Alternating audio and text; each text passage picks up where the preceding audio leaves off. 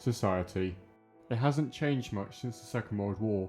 People get up in the morning, children go to school, people go to work, come home from work, pick up something for dinner, and then spend their evening with their family, before getting ready for tomorrow morning. But what if this was to all go haywire? What if it all stopped? Yeah, it is a pretty dire situation inside. In central China, a man has died following an outbreak of an unknown pneumonia-like virus, which officials say comes from the same family as the deadly SARS virus. Health authorities say that only 40 other people are infected. Rich Preston reports. The coronavirus made headlines through the majority of 2020, with the first news report by the BBC being made on January 12th. Come March, Boris Johnson gave his now infamous announcement to the British people, saying, "You must stay at home." 3 days later, it was now illegal for anyone to go outside unless it was for an essential reason, such as food shopping. It was quite worrying, to be honest, finding out about the virus. It kind of was very speculated all across the world in all sorts of different formats across social media. So yeah, definitely a bit worrying to start with. You know, it was a lot of uncertainty, and no one knew sort of where it was really coming from, what it was really doing to start with, and where it was going to go to. You know, what people were going to be affected by it. Was it going to be a global pandemic? At the very start, it was very difficult to tell. Just seeing like Boris Johnson on the telly announcing that there's going to be a lockdown, like I never thought that would happen ever, let alone in our lifetime. Society was halted until further notice, with the government telling its people that it will be for only 2 weeks. Those 2 weeks turned into 16 months of on and off disruption to many people's daily lives.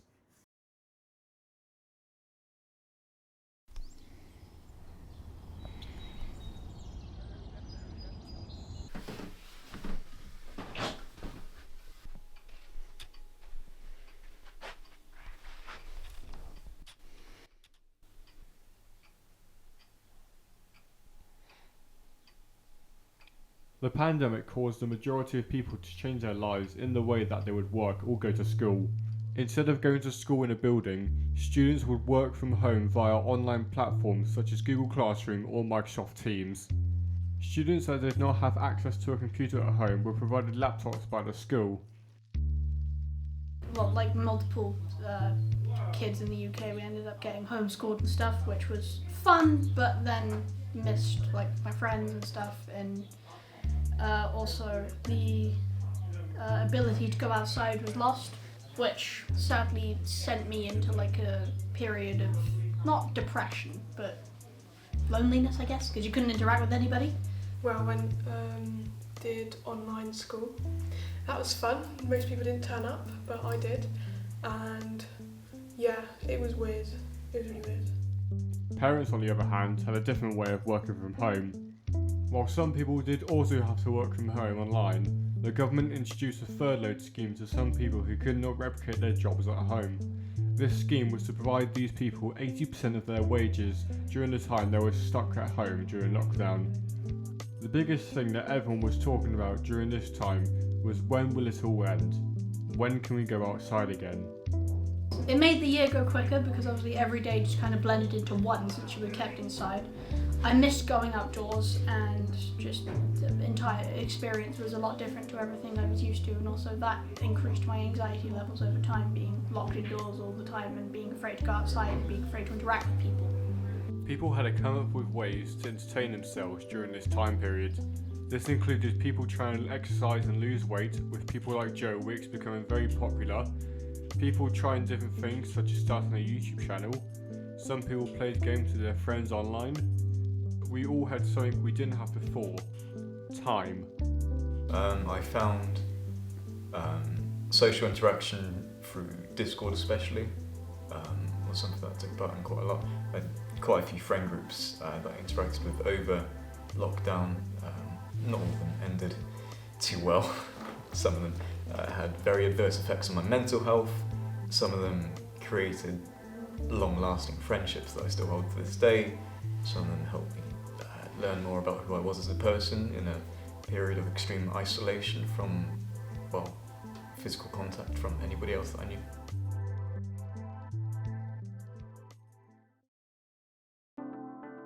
However, all hope was not lost, as light was just peering through the end of the tunnel, as on December 8th, 2020 was when the first vaccine was given to a member of the public. This was a step in the right direction and showed signs of the end of lockdown. The government made it their priority to roll out the vaccine for everyone by the end of 2021. Well, it was very interesting, really, because lots and lots of people on various sides made quite the kerfuffle about the vaccines, really. Were they appropriate? Were they going to do us any favours? Were they not? What was the vaccine? All that kind of business. So it was really difficult to know. But, went straight in, done what I was told, just like, get the vaccine, you'll be safer. Yeah, thank you, government, that'll do. So I just kind of went blindly in with it. Can't say I've experienced any adverse effects since, but who really knows, eh? Vaccination's a vaccination. I see people who think that it's a genuinely dangerous thing to have injected into you as kind of insane, honestly. But I think it's a perfectly healthy thing. In March 2021, the government allowed students to go back into school. However, they had to wear face masks while in the school building. People who were working full-time were slowly being reintroduced back into their jobs. The restrictions of what you could and couldn't do were slowly but surely being lifted, and normality was slowly coming back. The online classes had a certain charm to them, and being able to do your work from home was quite good. And you also didn't have to put up with all the annoying kids in the building. But also I was excited at the same time because I could see my friends again and interact with them. I was so pissed off about having to go back to school. I was in my element in lockdown. I was so happy. I think actually that period of isolation, followed by going back to a place that I hated, followed by another briefer period of isolation, followed by readjusting myself for the second time to this situation that I hated, was eventually what caused myself to drop out of secondary school, actually.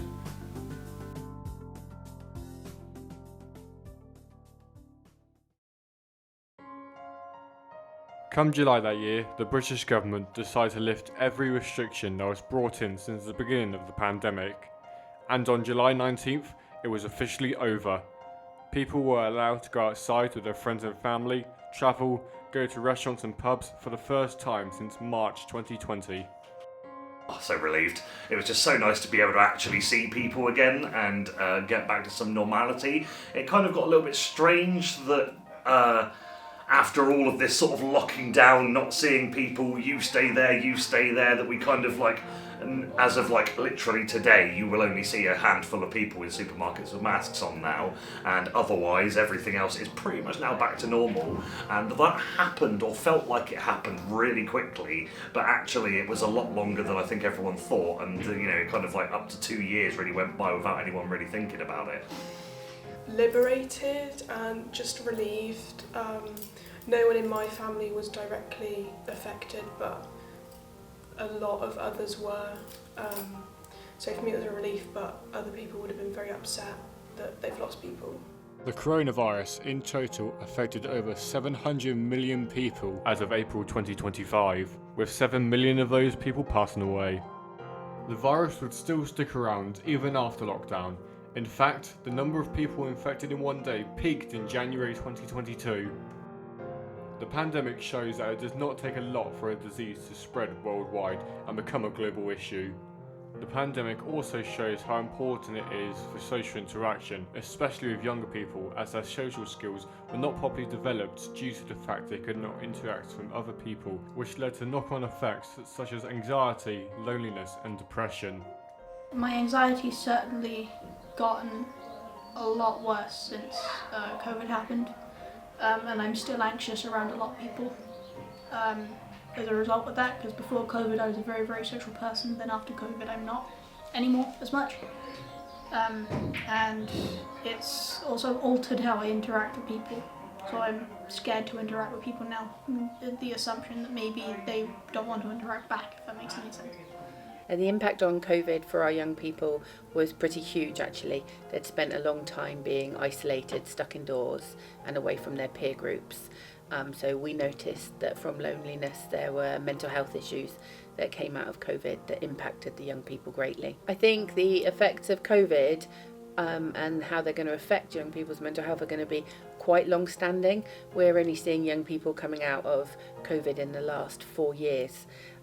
So I imagine that the effect of that will just be continuous. Obviously it will continue into adulthood, but with regards to young people who were born during COVID, were young people during COVID, that's going to be at least over the next 15 years. I think young people will always struggle with mental health. And since the pandemic, I think as a general population and as adults working with young people, we're more heightened to that because we had a long period of reflection ourselves. So during that time, we became hyper aware, I think, of how young people were feeling and the effects on their mental health. And of course, from that, organisations such as the Drop-In are more aware of this. So, our thought processes have been changed slightly because of it. So, yes, I would say so.